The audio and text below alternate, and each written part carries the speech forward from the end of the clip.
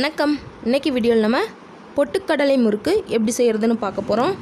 பாருங்கள் எந்த அளவு க்ரன்ச்சியாக இருக்குன்னு. ரொம்பவே முறுமுறுப்பாக ரொம்பவே டேஸ்டியாக பொட்டுக்கடலை முறுக்கு எப்படி செய்கிறதுன்னு வாங்க வீடியோவில் பார்க்கலாம். அதுக்கு முன்னாடி நம்ம சேனலை சப்ஸ்கிரைப் பண்ணிக்கோங்க.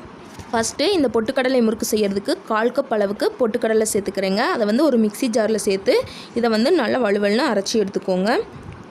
பாருங்கள் ரொம்ப ஸ்மூத்தாக இதை அரைச்சி எடுத்தாச்சுங்க. இப்போ நம்ம ஒரு மிக்சிங் பவுலில் அந்த பொட்டுக்கடலை மாவை சேர்த்துடலாங்க. 1/4 கப் பொட்டுக்கடலை மாவுக்கு 1 கப் அளவுக்கு அரிசி மாவு சேர்த்துக்கலாங்க. அதாவது எந்த கப்பில் பொட்டுக்கடலை எடுத்துருக்கீங்களோ அதே கப்பில் 4 கப் அளவுக்கு அரிசி மாவு எடுத்துக்கோங்க. இந்த முறுக்குக்கு தேவையான அளவு உப்பு சேர்த்துக்கலாங்க. இது கூட 1/2 டீஸ்பூன் அளவுக்கு ஜீரகம், சீரகத்துக்கு பதிலாக எள்ளு அல்லது ஓமம் கூட சேர்த்துக்கலாங்க. சேர்த்துட்டு இதை முதல்ல நல்லா மிக்ஸ் பண்ணி விட்டுருங்க. இப்போ இதில் நம்ம 2 டேபிள் ஸ்பூன் அளவுக்கு நல்லா சூடு பண்ண எண்ணெயை சேர்த்துக்கலாங்க.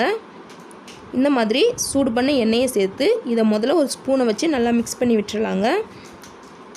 மிக்ஸ் பண்ணி விட்டுட்டு இந்த மாவு கை பொறுக்கிற அளவு சூடு வந்ததுக்கப்புறமா இதை நம்ம கையை வச்சு நல்லா மிக்ஸ் பண்ணி விட்டுக்கலாங்க.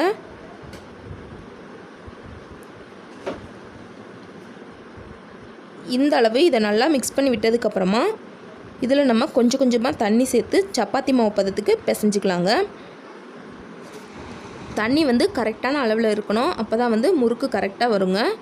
அதனால் கொஞ்சமாக தண்ணி சேர்த்து சப்பாத்தி மாவோட கொஞ்சம் இலக்கமாகவே பிசைஞ்சிக்கணும். முறுக்கு அச்சில் நம்ம போட்டு பிழிஞ்சு பார்க்கும்போது அது கட்டாகாமல் தொடர்ந்து வரணும். அந்த பக்குவத்துக்கு மாவு நல்லா பிசைஞ்சு எடுத்துக்கலாங்க.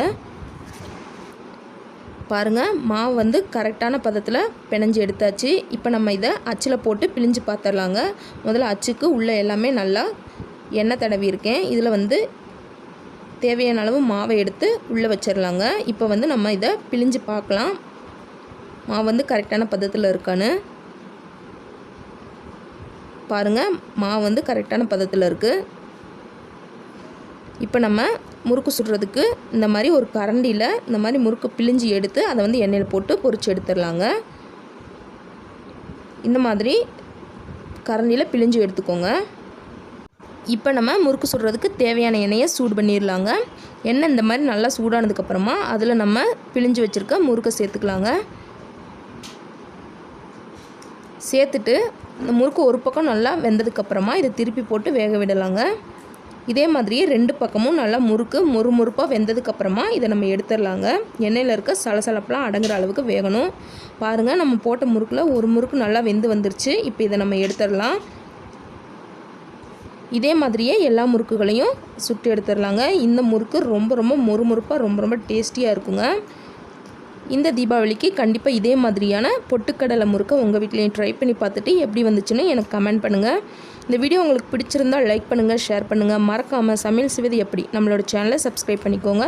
தேங்க்ஸ் ஃபார் வாட்சிங்.